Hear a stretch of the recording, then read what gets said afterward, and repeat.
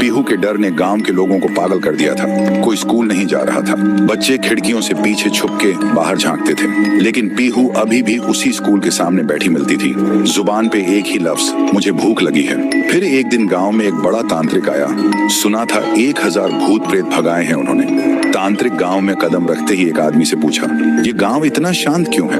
आदमी बोला, हमारे गांव में एक छाया घूम रही है जो मुझे भूख लगी है बोल के इंसान को निकल रही है। तांत्रिक ने आंख बंद की और जो देखा वो चौंक गया। फिर उन्होंने गांव वालों को बुलाया और बोला, वो बच्ची की आत्मा किसी वस्तु में बंद है, हमें उसका असली घर ढूंढना होगा, वहीं कुछ मिल सकता है। फिर एक रात गांव के 2 जवान साहसी लड़के पीहू का पीछा करते हैं और देखते हैं पीहू एक पुरानी झोपड़ी के अंदर जाती है। दोनों चुपके से झांकते हैं। पीहू एक पुरानी गुड़िया के सामने और उससे बात कर रही होती है जैसे वो जिंदा हो।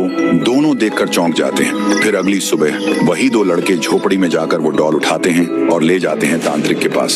तांत्रिक डॉल को देखकर चिल्लाता है, यही है, इसी में बंद है वो बच्ची की आत्मा, इसे आग में जलाना होगा तभी सब खत्म होगा। फिर रात में तांत्रिक गुड़िया को आग में डाल के हवन करता है, जोर जोर से मंत्र जप करता है। तभी एक भयानक चीख गूंजती है, मैं भूखी हूँ।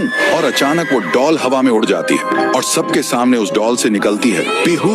और जिन लोगों ने उस डॉल को छुआ था उनके शरीर एक एक करके पंडित जैसे फट जाते हैं। ये सब देखकर तांत्रिक भागने लगता है, लेकिन अचानक रास्ते बंद हो जाते हैं। वो पलट के देखता है, उसके सामने खड़ी होती है पीहू और वो बोलती है, तू मुझे जलाना चाहता था, अब तू जल। एक ही सेकंड में तांत्रिक के शरीर में आग लग जाती है और वो जलकर राख हो जाता है। उस रात के बाद गांव वालों को सब समझ आ गया था। पीहू ने सिर्फ उन्हीं को मारा जिन्होंने उसे दर्द दिया था, भूखा छोड़ा था, बाकी सब लोग ठीक थे। अगली सुबह गांव के सब लोग पीहू के सामने खाना लेकर आए और रो पड़े।